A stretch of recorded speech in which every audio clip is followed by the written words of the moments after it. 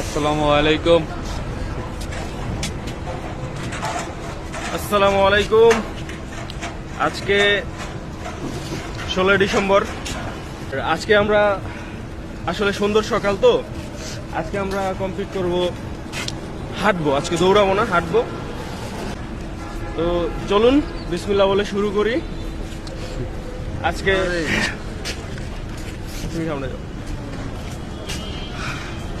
দেশ হতে দেশান্তরে গ্রামের ভিতর দিয়ে ভাঙচুর খাইতে পাই নাই কোনোদিন, তারপর আমরা আশাবাদী যদি আজকে খেজুরের রসে পানিও মিশিয়ে দেয় তারপরও খাবো। হ্যাঁ এই রে, ইনশাআল্লাহ। খাবি না? তারপর ইয়েস ইয়েস। খেজুরের রসে যদি পানি মিশিয়ে দেয়, গতবার তো তুমি কইছো জীবন অনেক দৌড়াইতে হইব, এবার কেউ জীবন অনেক হাঁটতে হইব। জীবনে শুধু হাঁটবেন, এবার রস খাইতে হবে, রস। হ্যাঁ, এবার জীবনে অনেক রস খাইতে হবে। কিন্তু রস তো পাবো না, আমরা সব আজকে ভাঙচুর খাবো। আমরা পিওর রস পাই নাই কোনোদিন, তারপরও নকল রসই খাইতে হবে। রাইট।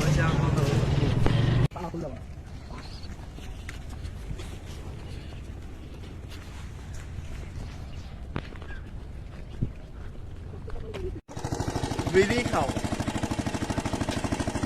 বুঝছে না? হ্যাঁ, ঘুরো আস্তে আস্তে।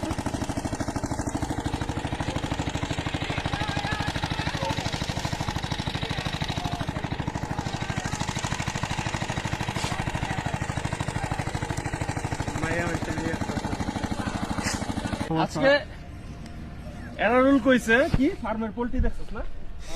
ও পোল্ট্রি দেখে কইছে যে লও 2-4টা লইয়া লই গিয়া বারবিকিউ করি। ভাই, বারবিকিউ শব্দটা আইছে কবে বাংলাদেশে? আমরা এই যে গ্রাম্য প্রকৃতি দেখতে আসছি, এই গ্রাম্য প্রকৃতিতে আমাদের বাপ দাদারা ছিল। তারা কি করছে? তারা কি বারবিকিউ করছে? তারা খেলছে জোলাবাতি। আমরা খেলবো জোলাবাতি। জোলার ভিতরে অনেক কিছু নিয়ে ওটার আমরা এখন যাচ্ছি মাছ দেখার উদ্দেশ্য। তো গ্রামের ভিতরে আসলে সচরাচর এরকম জিনিসটা হয়, এটা নর্মাল। তবে সব থেকে মজাদার মানে মাছ ধরার যে অনুভূতিটা তখনই প্রকাশ হয় যখন আসলে বাস্তব সশরীরে পুকুরটার ভিতরে নামা যায়। দেখেন এখানে বাচ্চা কাচ্চারা মাছ ধরতেছে। এই দৃশ্যটা আমরা মিস করে থাকি।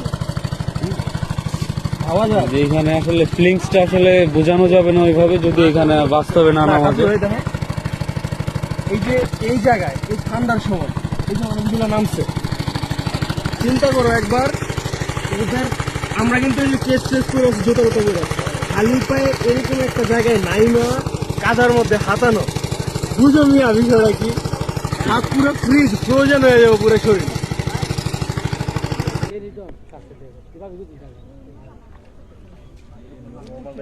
কত বড় রে হালা, তাহলে কেমন এটা? শাখার ফিশ, এটা জটিল ফিশ। তোর ওটা তো ছেড়ে দে, এটা কেউ খায় না যেহেতু। না, না। মাইরা তো লাভ নাই। এই যে দিলাম বাইসে থাক, দোয়া করিস। তো ছোটবেলায় এই বিষয়গুলো সবার সাথে হয়েছে মূলত। দেখেন এখনো সবাই বড়ই খাওয়ার যে বিষয়টা আর কি, ছোটবেলা অনেক যখন আমরা স্কুলে যেতাম, স্কুল টাইমগুলোতে যাওয়ার পথে যদি দেখতাম যে বড়ই গাছ আছে, হ্যাঁ, বন্ধু বান্ধব সবাই মিলে আমরা তখন বড়ই টড়ি খাইতাম। তো এখন যদি দেখেন, এখনো যদি বড় হয়েছি, বাট ফিলিংসটা কিন্তু একই রকম রয়ে গেছে। দেখেন কি পরিমাণ বড়ই আমরা এখন। I love this বড়ই গাছ, দেখেন। মাশাআল্লাহ। অবশ্য বড়ইটা আমরা না বলে নিচ্ছি, এটা ঠিক না। তারপরে এটা হচ্ছে গাছ, রাস্তার পাড়ের মধ্যে গাছ। এটা সরকারি হ্যাঁ, গাছ। এটা যে পারে সেই খাইতে পারবে। সো আমরাও খেতে পারবো, কারণ এটা আল্লাহর দান। ভাই, এই যে বড়ই, আপনি বলেন ফজরের পরে বের হয়ে এরকম ভোর সকালে এরকম বড়ই পাইরা খাওয়া, এটা কি সবার কপালে জুটে? যে গাধারা রাত 12টায় ঘুমায়, 3টা বাজে ঘুমায়, সকাল 12টায় উঠে, ওরা বুঝবো কেমন আল্লাহর প্রকৃতি কত সুন্দর? আল্লাহ ওদের জ্ঞান দিক। আল্লাহ আন্টি আইতেছে আপনার জমি গেছে আমার ছোট রিভার এটা কেমন রে?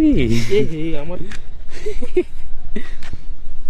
আমি এমনি ধরে বসুম ধুমা আমি ধরুম কে ধর একটা দিব না আর টাকার অভাব নাই। আরেকটা আমাদের দেশ হ্যালো লাও ভিডিও লাও ভিডিও ভিডিও হইতেছ নাকি হ্যাঁ অলরেডি। হ্যালো আমার কই ডাকলো এখানে আমরা এখন বাইপেল থেকে সোজা কন্ডার উদ্দেশ্যে, না সরি কন্ডা না, ডগরতলি, এবং এই ডগরতলি থেকে আমাদের উদ্দেশ্য হচ্ছে ভাঙচুর খাওয়া, তাই তো? কোন জায়গায় ভাঙচুর ভাঙচুর রুটি তো আমরা হাঁটতে থাকি, দেখা যাক সামনে আমরা ভাঙচুর খেতে পারি কিনা। এবং গ্রামের দৃশ্যগুলো খুব ভালো লাগতেছে। শো শো এই যে কিছু কিছু কুয়াশা। তারপরে বাংলাদেশের সবচেয়ে বর্তমান ট্রেন্ডি এবং ঐতিহ্যবাহী হচ্ছে এই গাছটা, খেজুর গাছ।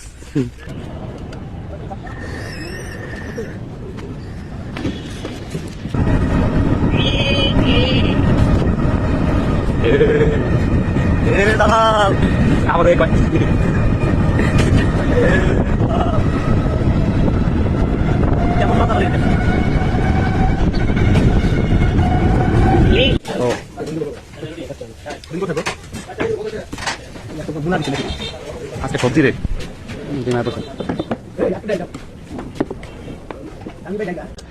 আমরা আমাদের গন্তব্য শেষ করেছি ইতিমধ্যে, কাকরাইন ব্রিজ নাকি?